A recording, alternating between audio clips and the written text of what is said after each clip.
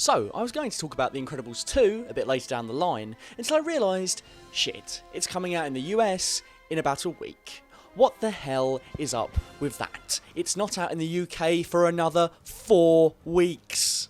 And to rub salt right into the wound, the same thing is happening with Ant-Man. It's due for release in the US on the 6th of July, but us Brits will get it a month later on the 3rd of August.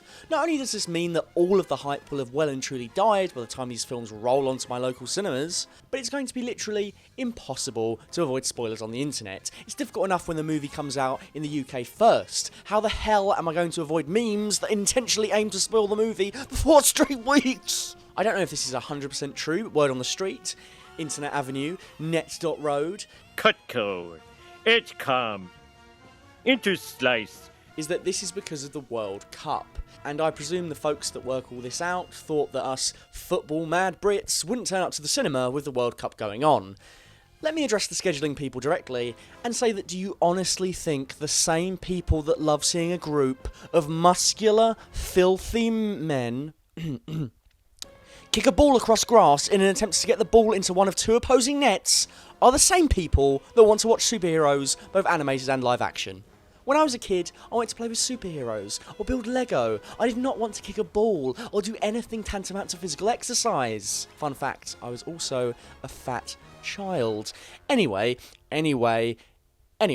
I don't think The Incredibles 2 is going to be very good. I love the first movie. I think it's one of the best things Pixar has ever done. It's like Watchmen for kids, while simultaneously being the best Fantastic Four movie of all time. No! God! Say that again? No! God, please, no! No! No! Yes, it is. It's fun, it's got a great hero in Bob Parr, who goes through a brilliant arc offset by a villain that complements his story perfectly. By the time they finally did announce a sequel to The Incredibles, directed by Brad Bird, who'd made the excellent Ghost Protocol and the not so excellent Tomorrowland in the interim, I was dubious to say the least. Pixar had a track record at this point for churning out a bunch of sequels no one had asked for. After almost 14 years, it seemed odd to finally get a second outing for the Parr family.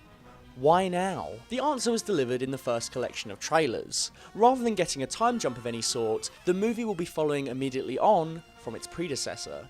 And instead of the plot we got first time round, where Mr. Incredible reconnects with the life of superherodom at the expense of his family life, now Mrs. Incredible reconnects with the life of superherodom at the expense of her family life. This just seems lazy. Nothing the trailers have shown us seems like fresh ground for The Incredibles at all. The newest thing is Bob dealing with Jack's emergent powers, which was something already explored in a short film available on the DVD for the first Incredibles movie. The kids, Dash and Violet, are still bickering in the exact same manner as they did before, despite having come to respect each other by the end of the first movie. We get the same joke with Frozone's wife, except this time it's not funny. I'll be there ASAP. Where you going ASAP? You better be back ASAP. So, why didn't Brad Bird decide to use a time jump? For pretty much the same reasons I wished he had used one. It's boring to him. In a recent interview, Bird said this: "Men are always expected to be strong, so I had Bob have super strength. Mothers are always pulled in a million different directions, so I had her be elastic. Teenagers are insecure and defensive, so I had Violet have force fields and invisibility. 10-year-olds are energy balls that can't be stopped. And babies are unknowns. Maybe they have no powers, maybe they all have powers, we don't know." That's what Jack was. He was seemingly the most normal one in the family, and then at the end of Incredibles, you find out he's a wild card, and he's sort of the Swiss Army knife of powers. And that reminds me of the way babies can grasp language really easily, and adapt them easily. That idea changes if you age characters up, and the insight into those periods of your life and those particular perspectives disappear once you age them up. I'm not interested in a college-aged Jack. I'm just not. I mean, that's fair enough, but is a teenage Jack really less interesting than, I don't know, Mrs. Incredible doing the exact same fucking thing Mr. Incredible did in the last movie? There's literally a moment where they line up all the Incredibles in the trailer and pick the antagonist. And Elastigirl is our best play. Better than me? What? But I thought Bob was going to do that because he's a man. I don't know. I also think this quote seems to imply that Bird is starting to take their powers in forming their characters a bit too far. Like, yeah, it's quite neat in theory that their powers reflect who they are and what is expected of their gender role in society, but you're telling me that you couldn't pin all of the traits he lists in that quote to each of the other Incredibles if you were really pushing it? I mean, the most egregious example is the insecure defensive example for Violet. That could apply to anyone? I mean, couldn't that really apply to Bob throughout the entirety of the first movie? That doesn't mean Bob has to specifically be invisible. These characters can and should change. They should be more than what they were in the first movie. Now, there is another side to this whole thing, and I don't just want to sit here casually ranting on why this all might not work. Brad Bird is a talented guy, and he's made enough good things that I trust him so far as I will be in the cinema on opening day, a full month after the US gets it. Are you kidding me? This is bullshit!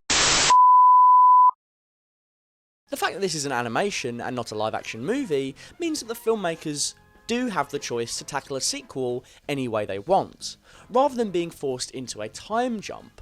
Oftentimes when movies are given sequels many years down the line, the plots will become dictated by who and what the filmmakers have at their disposal. If Star Wars, for example, was an animated film series rather than a live-action one, I'd be willing to put down good money that Episode 7 would have picked up not too long after the events of Return of the Jedi, and Luke, Han and Leia would probably have remained the principal leads. But instead, Disney had to create new characters who could keep the story moving forward, whilst the original heroes, now looking considerably older, are relegated to mentor roles. That makes sense in live action, but it wouldn't have to be that way in animation. So long as the actors can keep their voice work consistent, you have the creative freedom to tell your story anywhere in relation to the last instalment. In the last decade, Hollywood has become increasingly more obsessed with de-aging actors, using a combination of prosthetics and, more often than not, CGI. The results have been varied from god-awful to so good you almost forget it's an effect. I remember the first time I was truly blown away by this was in the opening of Ant-Man. To me, that is young Michael Douglas, and that is amazing. What this trend says to me is that, yes, if filmmakers could make their story take place without a forced time jump, they would. If they could de-age actors as effectively as Douglas was in Ant-Man, in a way that was viable cost-wise for an entire feature, I'm sure we'd start to see it more and more. Hell, even Scorsese is allegedly de-aging De Niro for the entirety of his upcoming Netflix feature, The Irishman. And if he pulls that off, well, expect to see many more of those types of movies. With that in mind, maybe it's potentially quite cool that we can get a sequel to a movie that's 14 years old and pick up right where we left off. Maybe this does give Brad Bird the freedom to tell the best story he wants to tell. Now, I should probably at this point say I don't like to speculate on movies in a negative way. Despite everything I've said, I do like to try and remain as open as possible before going in, and it's good to keep in mind that sometimes trailers aren't at all indicative of what you end up getting. Case in point, I was not jazzed to see X-Force pop up in Deadpool 2, and, well, yeah. So, there's still a chance that this could be good, and I'm honestly happy to be proved wrong. There's nothing to gain for me if this movie turns out to be complete horseshit. I'll just be sitting in the cinema having a bad time when I could be having an awesome one. Having said all that, I'm just not convinced by what we've seen, and the lack of a time jump is a big deal to me. So I'm really, really hoping this movie doesn't suck. I really want The Incredibles 2 to be a good movie. I'm just not holding my breath. If you'd like to see more from Full Fat Videos, please check out our channel, and why not check out our Facebook and Instagram pages for all the latest updates. Until next week, stay milky.